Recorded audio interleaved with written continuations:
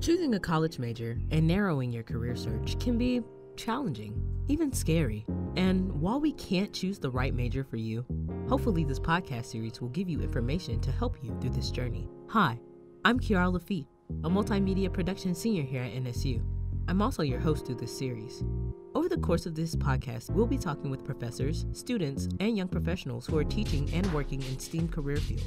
The goal is to find out what it takes to get into the college program and ultimately succeed in the job field of your dreams.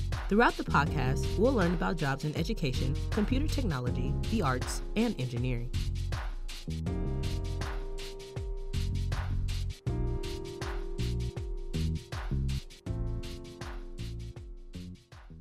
All right, today I am here with Miss Sarah Wright. And Miss Wright, can you please tell us what subject area do you teach and if you have a specialty? Yes, I teach in the Computer Information Systems Department, which is housed in the School of Business. I teach mobile applications development, enterprise software, intro to software development, which is Java 1. I teach the Java 2 class. And so, as you can tell, my specialty is programming. Okay.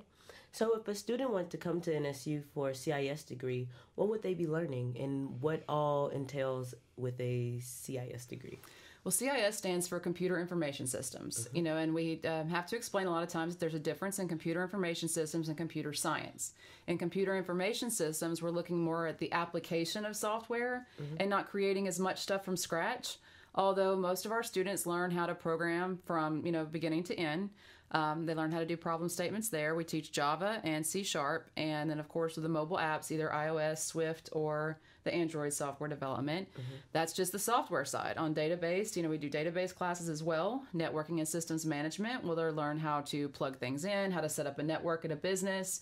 Cybersecurity, so how to manage any threats, both with the firewall, with programming, and different things like that. So it's really a wide variety. It's not a one-size-fits-all degree program. Okay. So if a junior high school student or a high school student was thinking about a CIS degree, what steps should they take before coming to college? Okay. Well, for junior high, it's kind of about exploring a little. You don't have to be great at math, but you have to be willing to take a chance, like problem solve. If something comes up and there's nothing immediate or right in front of you that'll make it happen, try to think of a solution, because that's what we are. We're problem solvers. We figure out things. If somebody calls you and says, their computer doesn't work, as a junior high or high school kid, you can help them figure that out. Maybe what's wrong with their home network, what's wrong with their router, and it's trial and error. It's rare that you're going to mess anything up that it can't be fixed. So try things out. In high school, make sure that you're on the college track. Take the ACT several times. Try to get your score up. It's not a heavy math program. We only require 2 math classes. A lot of people think that it is heavy math. But again, like I'm going to say, it's problem solving. So if you have the ability to solve problems and you have the ability to think through a problem, you're going to be ready to go. But take the opportunity to do things that are offered, summer camps that offer something in either cybersecurity or beginning programming. If your school has classes like that, take them, see if you like it. A lot of schools don't. So like I said, take advantage of camps and different opportunities that businesses and colleges provide across the state. Okay. What's the career outlook for a person majoring in CIS?